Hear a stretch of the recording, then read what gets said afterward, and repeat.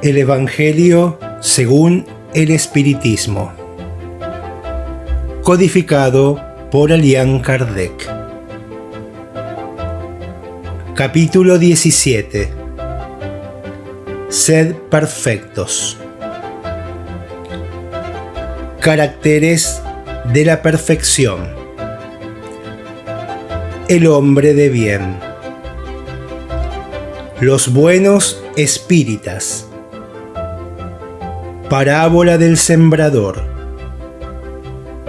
Instrucciones de los espíritus. El deber. La virtud. Los superiores y los inferiores.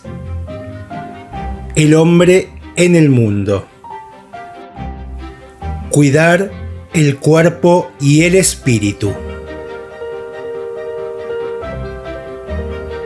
Caracteres de la perfección. 1. Amad a vuestros enemigos. Haced el bien a los que os odian y orad por los que os persiguen y calumnian. Porque si solo amáis a los que os aman, ¿qué recompensa tendréis? ¿No hacen también lo mismo los publicanos? Y si saludáis solamente a vuestros hermanos, ¿qué hacéis con eso más que los otros? ¿No hacen lo mismo los gentiles? Vosotros, pues, sed perfectos, como vuestro Padre Celestial es perfecto. San Mateo, capítulo 5, versículos 44, 46 a 48. 2. Puesto que Dios posee la perfección infinita en todas las cosas, esta máxima, sed perfectos como vuestro Padre Celestial es perfecto, tomada literalmente, supondría la posibilidad de alcanzar la perfección absoluta. Si le fuese dado a la criatura ser tan perfecta como el Creador, llegaría a ser igual a Él, lo que es inadmisible. Pero los hombres a quienes se dirigía Jesús no hubieran comprendido esa diferencia. Por eso se limita a presentarles un modelo y a decirles que se esfuercen por alcanzarlo. Así pues, es preciso entender esas palabras en el sentido de la perfección relativa de que la humanidad es capaz y que más la aproxima a la divinidad. ¿En qué consiste esa perfección? Jesús lo dijo: amemos a nuestros enemigos, hagamos el bien a los que nos odian, oremos por los que nos persiguen. Él enseña con eso que la esencia de la perfección es la caridad en su más amplia acepción, porque implica la práctica de las demás virtudes. En efecto, si observamos los resultados de todos los vicios, e incluso de los simples defectos, reconoceremos que no hay uno siquiera que no altere de algún modo el sentimiento de la caridad, porque todos tienen su origen en el egoísmo y en el orgullo, que son su negación. Todo aquello que excita el sentimiento de la personalidad destruye, o al menos debilita, los elementos de la verdadera caridad, que son la benevolencia, la indulgencia, la abnegación y la devoción. Como el amor al prójimo, llevado hasta el nivel del amor a los enemigos, no puede aliarse con ningún defecto contrario a la caridad, es siempre, por eso mismo, un indicio de cierta superioridad moral. De ahí se sigue que el grado de la perfección está en razón directa de la extensión de ese amor. Por eso Jesús, después de haber dado a sus discípulos las reglas de la caridad en lo más sublime que ésta posee, les dijo: «Sed perfectos como vuestro Padre Celestial es perfecto». El hombre de bien. 3. El verdadero hombre de bien es el que cumple la ley de justicia, amor y caridad en su mayor pureza.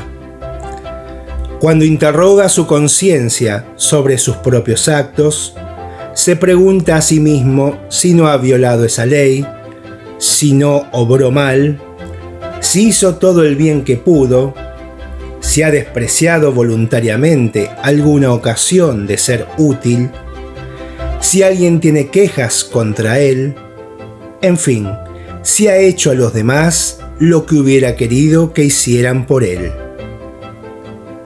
Tiene fe en Dios, en su bondad, en su justicia y en su sabiduría.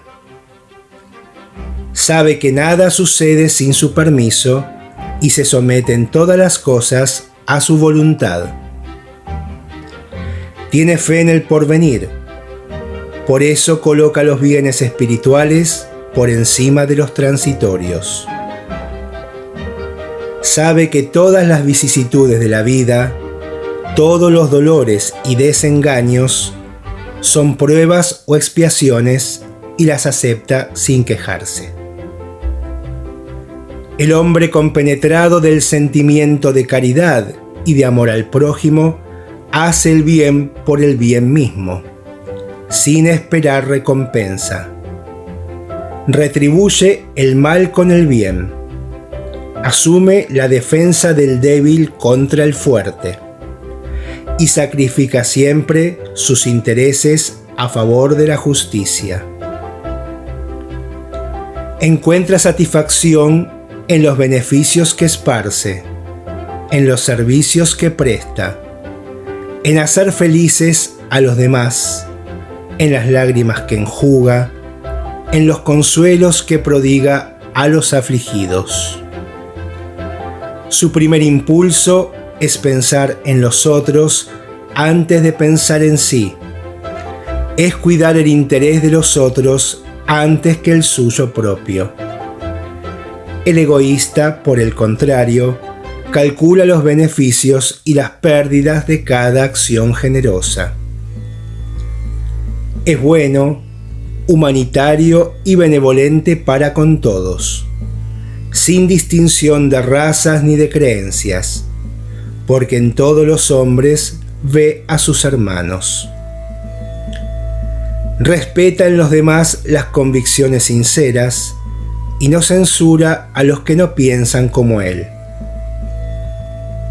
En todas las circunstancias, la caridad es su guía, pues está consciente de que quien causa perjuicio a los demás con palabras malévolas, quien hiere la susceptibilidad de alguien con su orgullo o su desdén, quien no retrocede ante la idea de provocar un sufrimiento o una contrariedad, aunque leve, cuando podría evitarlo, falta al deber de amar al prójimo y no merece la clemencia del Señor.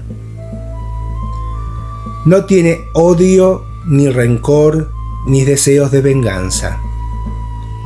A ejemplo de Jesús, perdona y olvida las ofensas, y solo tiene presente los beneficios, porque sabe que será perdonado según el modo como Él haya perdonado. Es indulgente para con las debilidades ajenas, porque sabe que Él mismo necesita de indulgencia, y tiene presente estas palabras de Cristo: aquel de vosotros que esté sin pecado, que le arroje la primera piedra. No se complace en averiguar los defectos ajenos ni en ponerlos en evidencia. Si la necesidad lo obliga a ello, busca siempre el bien que pueda atenuar el mal. Estudia sus propias imperfecciones y trabaja sin cesar para combatirlas. emplea todos sus esfuerzos para poder decir al día siguiente que hay en él algo mejor que en la víspera. Nunca se propone dar valor a su carácter ni a sus talentos a expensas de los otros. Por el contrario, aprovecha todas las ocasiones para hacer resaltar lo que es ventajoso para los demás. No se envanece de su riqueza ni de sus ventajas personales, porque sabe que todo lo que ha recibido se le puede quitar. Usa, pero no abusa de los bienes que se le conceden, pues sabe que constituyen un depósito del cual deberá rendir cuentas y que el empleo más perjudicial que pudiese hacer de ellos consistiría en emplearlos para la satisfacción de sus pasiones. Si el orden social ha colocado hombres bajo su dependencia, los trata con bondad y benevolencia, porque son sus iguales ante Dios. Recurre a su autoridad para levantarles la moral y no para abrumarlos con su orgullo, y evita lo que podría ser más penosa la situación subalterna en que se encuentran.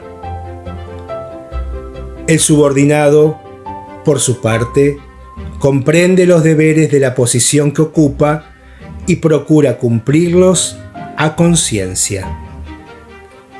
Véase el capítulo 17, sección 9. Finalmente, el hombre de bien respeta en sus semejantes todos los derechos que le confieren las leyes de la naturaleza, como quisiera que ellos respetaran los suyos.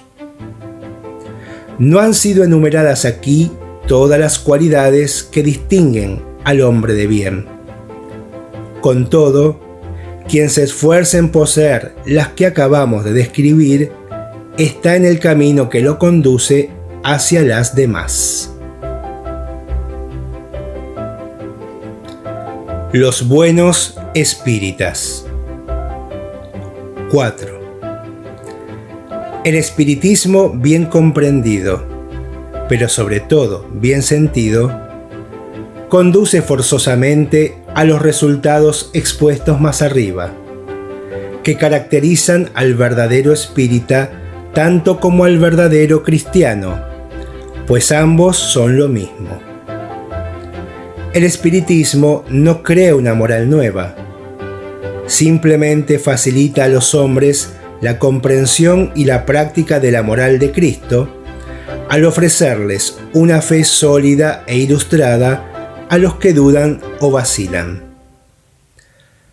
Sin embargo, muchos de los que creen en los hechos de las manifestaciones no comprenden sus consecuencias ni su alcance moral, o, en caso de que los comprendan, no los aplican a sí mismos.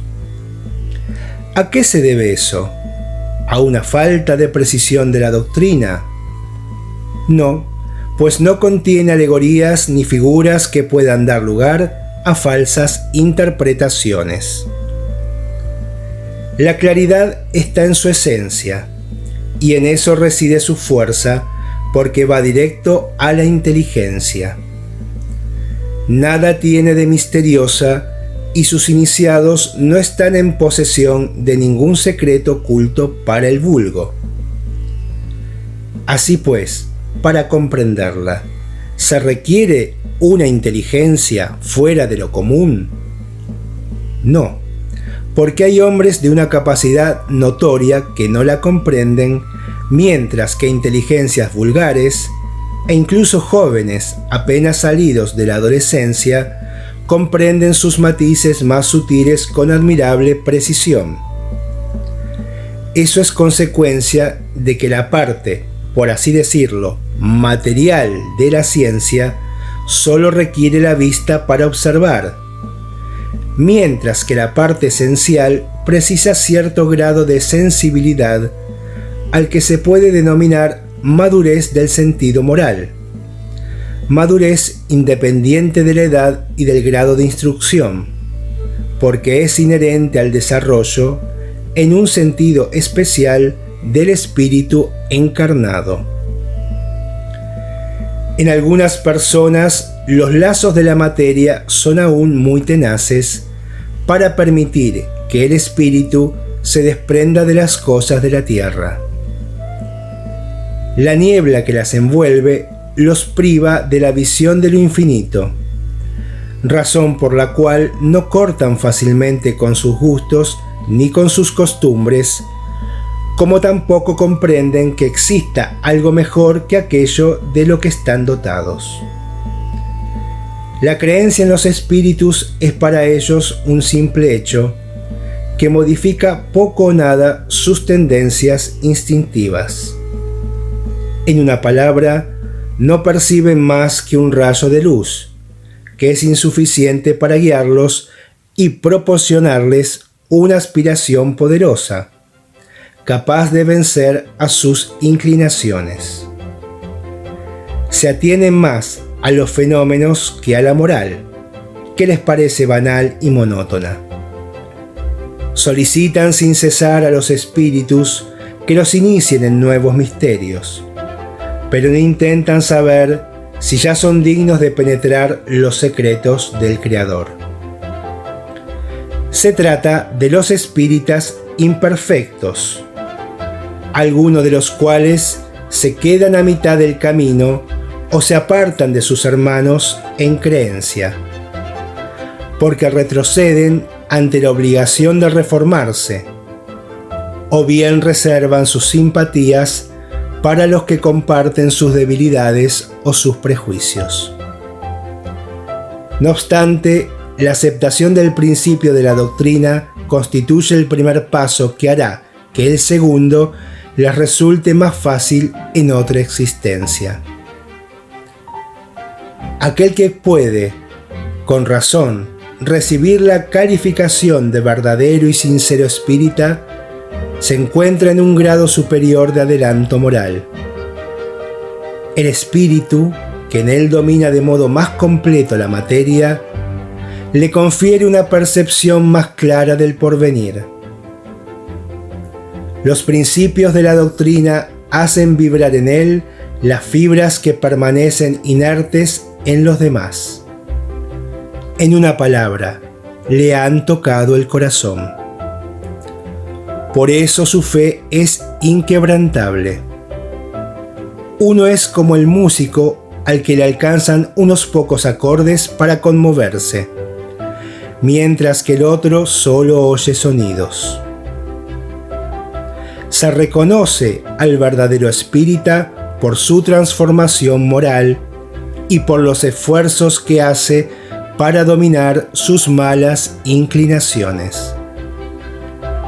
Mientras que uno se conforma con su horizonte limitado, el otro, que capta algo mejor, se esfuerza en superar sus límites y siempre lo consigue cuando tiene firmeza de voluntad.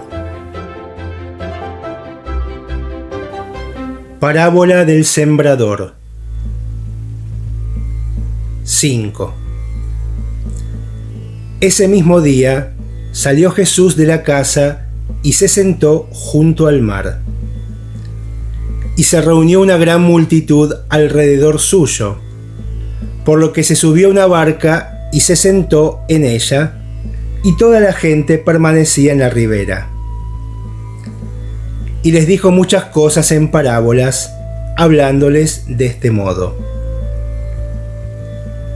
El sembrador salió a sembrar, y mientras sembraba, una parte de las semillas cayó a lo largo del camino, y las aves del cielo vinieron y se las comieron.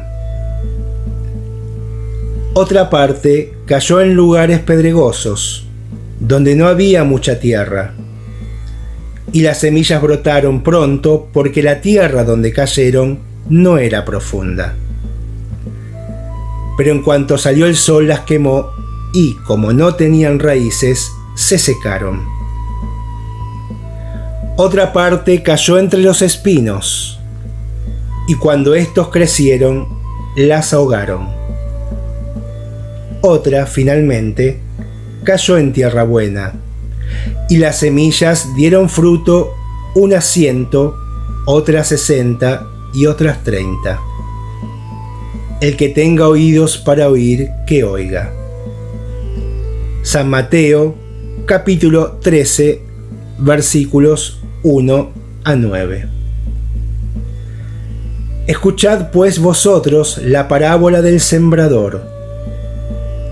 Si alguien escucha la palabra del reino y no le presta atención, viene el espíritu maligno y le arrebata lo que estaba sembrado en su corazón. Ese es el que recibió la semilla a lo largo del camino.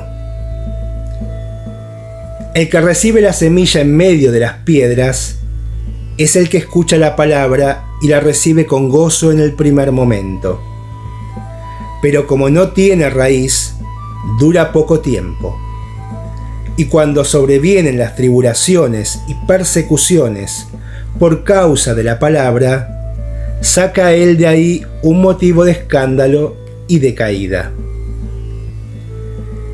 El que recibe la semilla entre los espinos es el que oye la palabra, pero pronto las preocupaciones del mundo y la ilusión de las riquezas ahogan en él esa palabra y la vuelven infructuosa. Pero el que recibe la semilla en tierra buena es el que escucha la palabra y le presta atención, y en él da fruto, 100 o 60 o 30 por uno. San Mateo, capítulo 13, versículos 18 a 23. 6. La parábola del sembrador expresa perfectamente los matices que existen en el modo como son aprovechadas las enseñanzas del Evangelio. ¿Cuántas personas hay, en efecto, para las cuales solo constituye una letra muerta que, semejante a la semilla que cayó sobre las piedras, no produce ningún fruto? La parábola encuentra una explicación no menos apropiada en las diferentes categorías de los espíritas. ¿No es acaso el emblema de los que solo están atentos a los fenómenos materiales y no extraen de ellos ninguna consecuencia, porque los ven apenas como un motivo de curiosidad?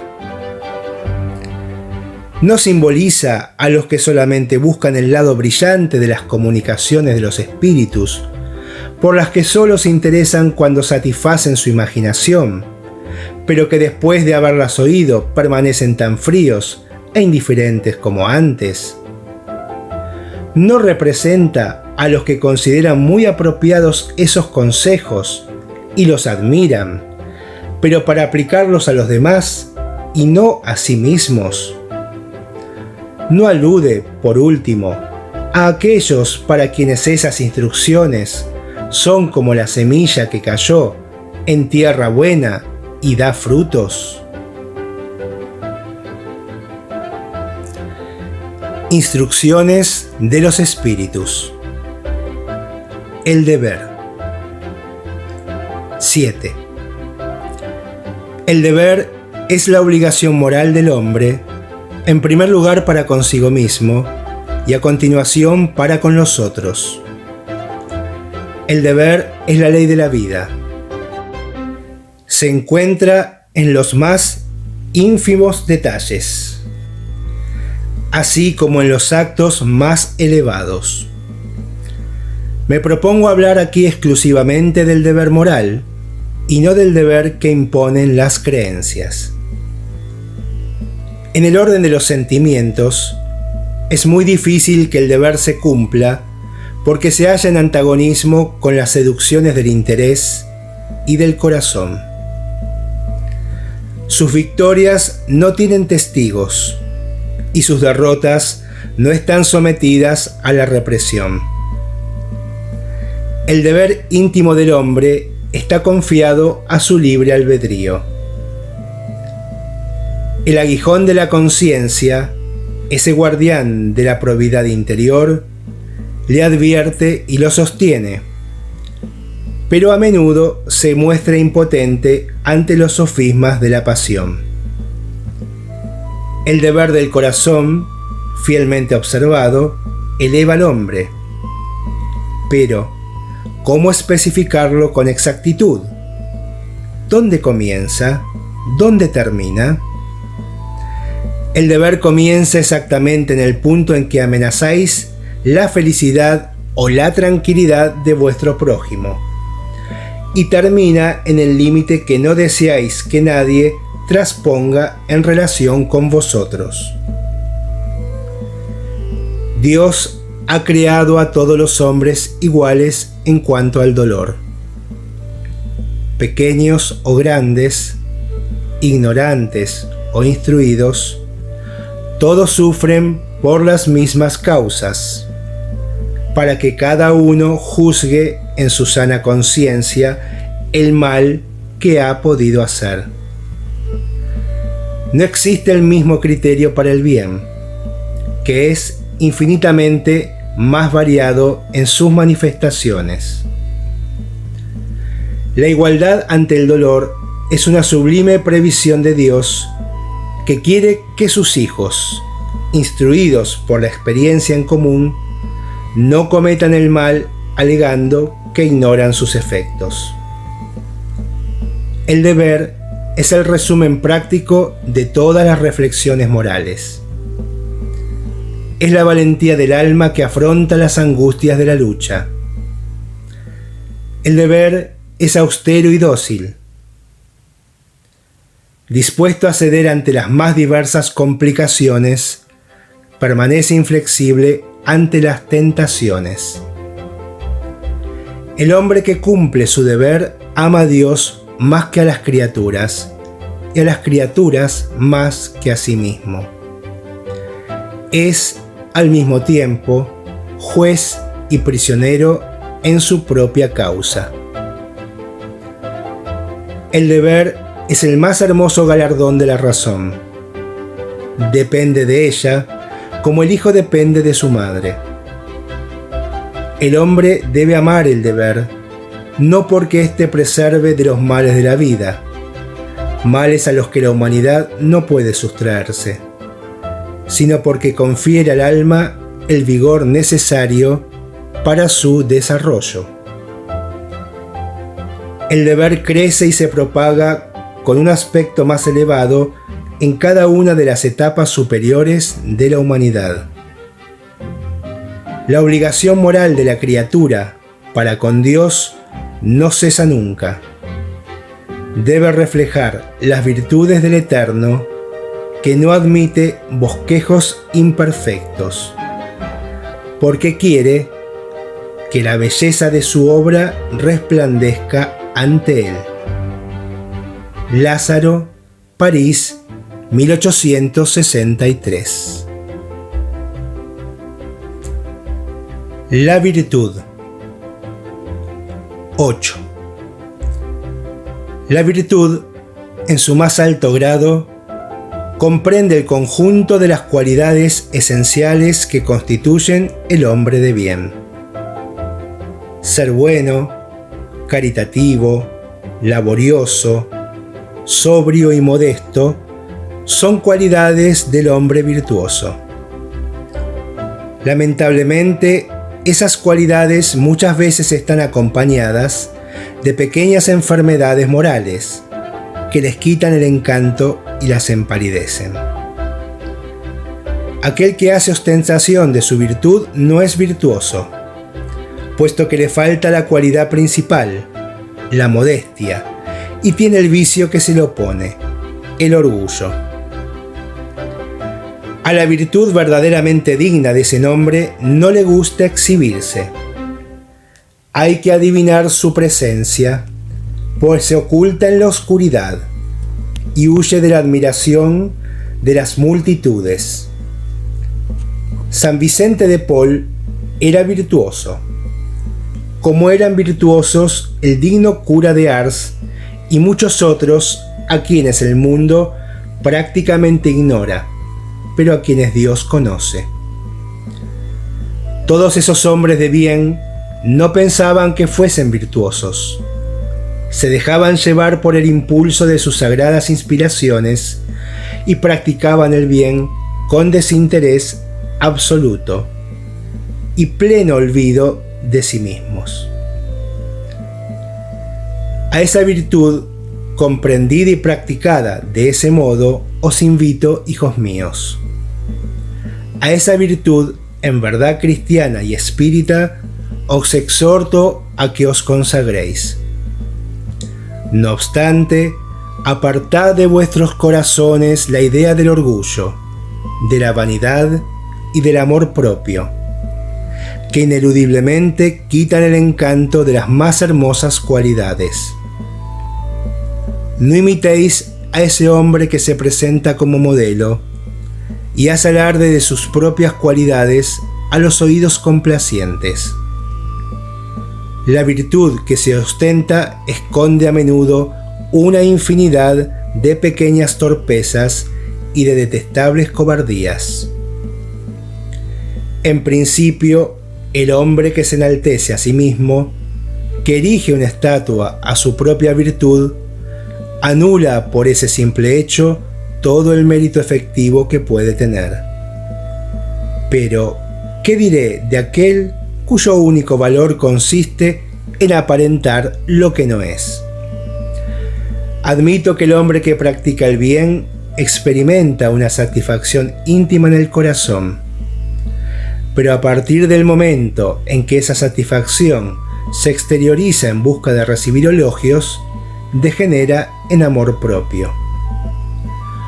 Oh todos vosotros, a quienes la fe espírita ha dado abrigo con sus rayos, y que sabéis cuán lejos está el hombre de la perfección, jamás tropecéis con semejante escollo.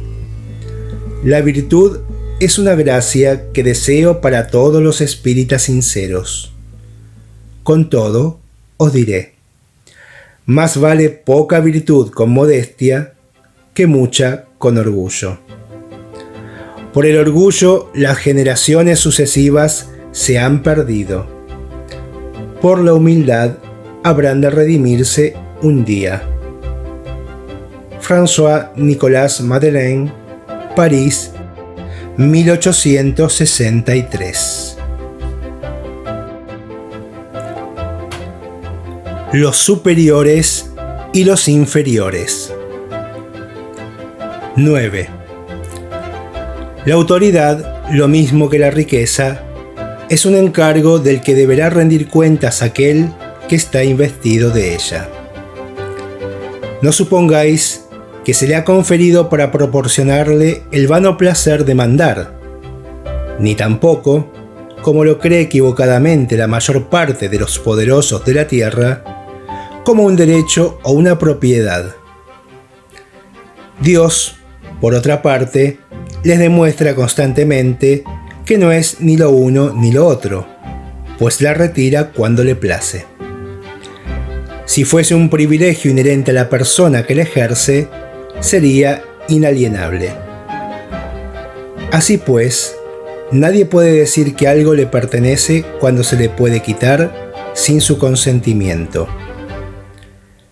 Dios confiere la autoridad a título de misión o de prueba, cuando lo juzga conveniente, y la retira del mismo modo. Quien quiera que sea depositario de autoridad, sea cual fuere la extensión de ella, desde la del Señor sobre su servidor hasta la del soberano sobre su pueblo, no debe olvidar que tiene almas a su cargo.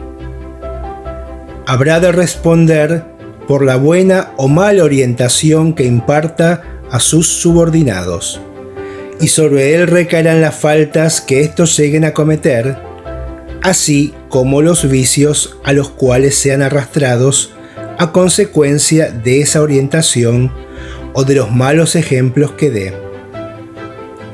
Por el contrario, recogerá los frutos de la dedicación que emplee para conducirlos hacia el bien. Cada hombre tiene en la tierra una misión, grande o pequeña, y esa misión, cualquiera que sea, se le otorga para el bien. Por consiguiente, quien la falsea en su principio no hace más que fracasar en su desempeño. Del mismo modo que Dios pregunta al rico: ¿qué has hecho de la riqueza que debía ser en tus manos una fuente que esparciera fecundidad alrededor tuyo? Preguntará también al que tenga una autoridad cualquiera: ¿qué uso has hecho de esa autoridad? ¿Qué males has evitado? ¿Qué progreso promoviste? Si te di subordinados, no fue para que los convirtieras en esclavos de tu voluntad, ni en instrumentos dóciles a tus caprichos o a tu ambición. Te hice fuerte y te confié a los débiles para que los amparases y los ayudaras a ascender hacia mí. El superior que se encuentra compenetrado de las palabras de Cristo no desprecia a ninguno de los que están a sus órdenes, porque sabe que las distinciones sociales no persisten delante de Dios. El espiritismo le enseña que si hoy le obedecen, tal vez antes le han dado órdenes, o se las darán más adelante, y entonces será tratado según la manera como haya tratado a los otros. Si bien el superior tiene deberes que cumplir, el inferior también los tiene, y no son menos sagrados. Si este último es espírita, su conciencia le dirá aún mejor que no puede considerarse dispensado de ellos, ni siquiera cuando su jefe deje de cumplir con los que le competen, porque sabe que no debe devolver mal por mal, y que las faltas de los unos no justifican las de los otros.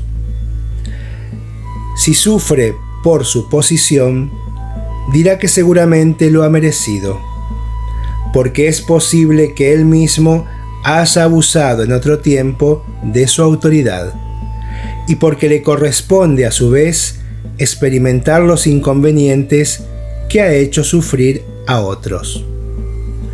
Si se ve obligado a soportar esa posición porque no encuentra otra mejor, el espiritismo le enseña a resignarse y a considerarla una prueba para su humildad, necesaria para su adelanto.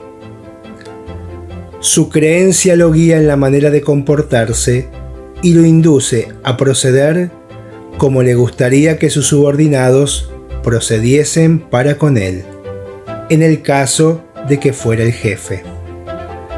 Por eso mismo, es más escrupuloso en el cumplimiento de sus obligaciones, pues comprende que toda negligencia en el trabajo que se le ha confiado es un perjuicio para aquel que lo remunera y al que debe su tiempo y su dedicación. En una palabra, es inducido por el sentimiento del deber que su fe le confiere, y por la certeza de que todo desvío del camino recto implica una deuda que, tarde o temprano, deberá pagar. François-Nicolas Madeleine, Cardenal Morlot, París, 1863. El hombre en el mundo. 10. Un sentimiento de piedad debe en todo momento animar el corazón de los que se reúnen bajo el amparo del Señor e imploran la asistencia de los espíritus buenos. Purificad, pues, vuestros corazones. No permitáis que en él se aloje ningún pensamiento mundano o fútil.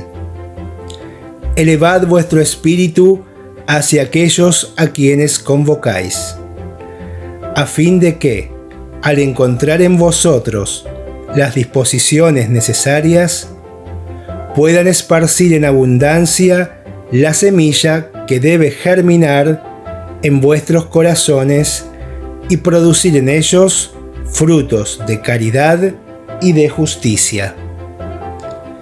Sin embargo, no creáis que exhortándoos sin cesar a la oración y a la evocación mental, os comprometemos a que llevéis una vida mística que os coloque al margen de las leyes de la sociedad donde estáis condenados a vivir. De ninguna manera, vivid con los hombres de vuestra época como deben vivir los hombres. Renunciad a las necesidades, aun a las frivolidades cotidianas, pero hacedlo con un sentimiento de pureza que pueda santificarlas. Estáis llamados a tomar contacto con almas de diversa índole, de caracteres opuestos. No choquéis con ninguno de aquellos con quienes os encontréis. Sed alegres, sed felices, pero que vuestra alegría sea la que proviene de una conciencia recta, y que vuestra felicidad sea la del heredero del cielo, que cuenta los días que faltan para que tome posesión de su herencia. La virtud no consiste en revestirse de un aspecto lúgubre y severo, ni en rechazar los placeres que vuestra condición humana os permite. Basta con que dediquéis todos los actos de vuestra vida al Creador, que os ha dado esa vida. Basta con que, cuando empecéis o acabéis una obra, elevéis vuestro pensamiento a ese Creador y le pidáis en un impulso del alma, ya sea su protección para alcanzar el éxito o su bendición por la obra concluida. Sea lo que fuere que hagáis, remontaos al origen de todas las cosas. Nunca hagáis nada sin que el recuerdo de Dios venga a purificar y santificar vuestros actos. La perfección reside por completo, como lo ha dicho Cristo, en la práctica de la caridad absoluta. No obstante, los deberes de la caridad se extienden a todas las posiciones sociales, desde la más insignificante hasta la de mayor importancia. El hombre que viviese aislado no tendría cómo practicar la caridad. Solamente en contacto con sus semejantes, en las luchas más penosas, encuentra él la ocasión de llevarla a cabo. Así pues, aquel que se aísla se priva voluntariamente del más poderoso medio de perfeccionarse. Si no tiene que pensar más que en sí mismo, su vida es la de un egoísta. Véase el capítulo 5, sección 26. No imaginéis, por consiguiente, que para vivir en comunicación constante con nosotros, para vivir bajo el amparo de Dios, sea preciso que os mortifiquéis con el cilicio y os cubráis de cenizas. No, y otra vez no. Sed felices de acuerdo con las necesidades de la humanidad, pero que en vuestra felicidad nunca entre un pensamiento o un acto que pueda ofender al Señor o hacer que se empañe el rostro de los que os aman y dirigen. Dios es amor y bendice a los que aman santamente. Un espíritu protector. Burdeos, 1863. Cuidar el cuerpo y el espíritu. 11. ¿Acaso la perfección moral consiste en la maceración del cuerpo? Para resolver esa cuestión me apoyaré en principios elementales y comenzaré por demostrar la necesidad de cuidar el cuerpo, que, según las alternativas de salud y de enfermedad, influye de manera decisiva en el alma, que debe ser considerada como cautiva en la carne. Para que esa prisionera viva, se recree y llegue incluso a concebir la ilusión de la libertad, el cuerpo debe estar sano, bien dispuesto, fuerte. Sigamos con la comparación. Supongamos, pues, que ambos se hallan en perfecto estado. ¿Qué deben hacer para mantener el equilibrio entre sus aptitudes y sus necesidades tan diferentes? La lucha parece inevitable entre los dos y es difícil develar el secreto sobre cómo hacer que encuentren el equilibrio. Dos sistemas se confrontan aquí: el de los ascetas, que quieren aniquilar el cuerpo, y el de los materialistas, que quieren rebajar el alma. Se trata de dos violencias casi tan insensatas la una como la otra.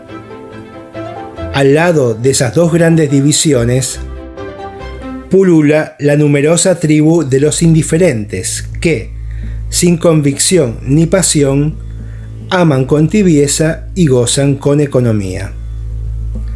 Así pues, ¿dónde está la sabiduría? ¿Dónde está la ciencia de vivir?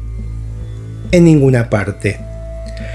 Y ese gran dilema quedaría sin solución si no fuera porque el espiritismo viene en auxilio de los investigadores para demostrarles las relaciones que existen entre el cuerpo y el alma, y para decirles que, puesto que son necesarios tanto el uno como la otra, es preciso cuidarlos a los dos. Por consiguiente, amad vuestra alma, pero cuidad también el cuerpo, instrumento del alma. Ignorar las necesidades que la propia naturaleza indica es ignorar la ley de Dios. No castiguéis al cuerpo por las faltas que vuestro libre albedrío lo indujo a cometer, y de las cuales es tan responsable como el caballo mal dirigido lo es por los accidentes que causa. ¿Acaso seréis más perfectos si martirizáis vuestro cuerpo, pero no sois menos egoístas, menos orgullosos y más caritativos para con vuestro prójimo? No, la perfección no consiste en eso, sino en las reformas que hagáis experimentar a vuestro espíritu. Doblegadlo, sometedlo, humilladlo, mortificadlo. Ese es el modo de haceros dóciles a la voluntad de Dios, y el único que conduce a la perfección. George, Espíritu Protector, París, 1863.